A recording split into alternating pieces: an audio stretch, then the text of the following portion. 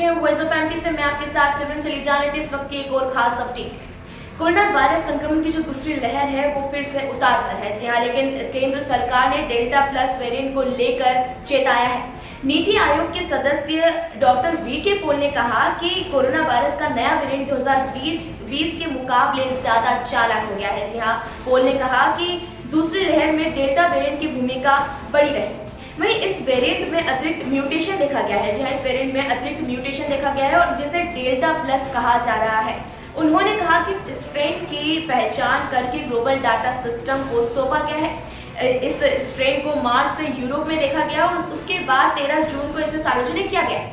अब हमें ज्यादा सावधानी बरतनी होगी। जी हाँ, सोशल डिस्टेंसिंग का पालन करना होगा और ज्यादा से ज्यादा मास्क पहनकर रखना होगा, नहीं तो फिर से हालात खराब हो सकते हैं।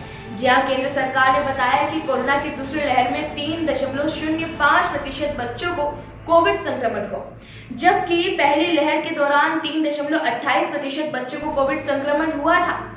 स्वास्थ्य मंत्रालय के संयुक्त सचिव लव अग्रवाल ने कहा कि पहली लहर में 11 से 20 साल के आयु वर्ग में 8.03% और दूसरी लहर में 8.5% संक्रमित हुए।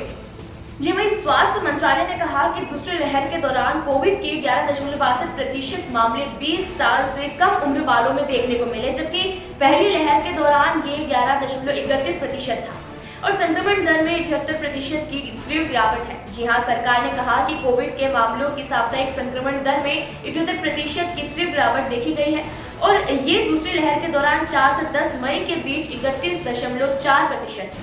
जहाँ देश में 9 लाख के करीब सक्रिय मामले बने हुए हैं, उसी बीच 20 राज्यों में 5000 से कम सक्रिय मामले हैं। अन्य राज्यों में भी सक्रिय मामलों में कमी आ रही है, रिकवरी दर भी बढ़ रही है। पिछले 24 घंटे में देश में 1,17,525 रिकवरी हुई है। जहाँ फिलहाल ऐसे 20 राज्य और केंद्र शासित प्रदेश हैं जहाँ उपचाराधीन मरीजों की संख्या 5000 से कम है। उन्होंने कहा कि 7 मई को सामने आए सबसे ज्यादा मामलों के बाद से दैनिक कोविड मामलों में लगभग 85% की गिरावट दर्ज की गई है। मंत्रालय ने कहा कि अब तक देश में कुल 26 करोड़ से ज्यादा लोगों को वैक्सीन की डोज दी जा चुकी है। लव अग्रवाल ने कहा कि कोविड संक्रमण के खिलाफ वैक्सीन एक अतिरिक्त हथियार के तौर पर है। जी फिलहाल ऐसे 20 राज्य और केंद्र शासित प्रदेश हैं जहां उपचाराधीन मरीजों की संख्या 5000 से कम है। उन्होंने कहा कि 7 मई को सामने आए सबसे ज्यादा मामलों के बाद दैनिक कोविड मामलों में लगभग 85% की गिरावट दर्ज की गई है। यह मंत्रालय ने कहा कि अब तक देश में कुल 26 करोड़ से ज्यादा लोगों को वैक्सीन की डोज दी जा चुकी है। वहीं लव अग्रवाल ने कहा कि कोविड संक्रमण के खिलाफ वैक्सीन एक अतिरिक्त हथियार के तौर पर है। जी हाँ, वहीं पॉल ने कहा कि वायरस का ट्रांसमिशन अभी बहुत स्लो है, क्लस्टर संक्रमण को खत्म करना होगा। 2020 के मुकाबले 2021 में हम ज्यादा संक्रामक वायरस स्ट्रेन का सामना कर रहे हैं, ऐसे में ज्यादा सतर्क रहना होगा। वैक्सीन पर जानकारी देते हुए वीके पॉल ने कहा कि नोवा वैक्सीन का रिजल्ट उत्साह बढ़ाने वाला है। जी हाँ, सार्वजनिक तौर पर उपलब्ध डाटा के मुताबिक नोवा वैक्सीन सुरक्षित और बहुत प्रभावी है।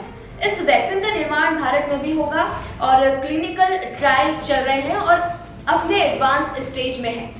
या तो ये थी इस वक्त की अपडेट। हम भी वॉइस ऑफ एमपी आपसे यही अपील करता है कि अनावश्यक काम से बाहर ना निकले, जब आवश्यक काम हो तभी घर से बाहर निकले और मास्क जरूर पहने और सैनिटाइजर का बार बार उपयोग करें और जहां भीड़ हो वहां जाने से बचें और सोशल डिस्टेंसिंग का पालन करें।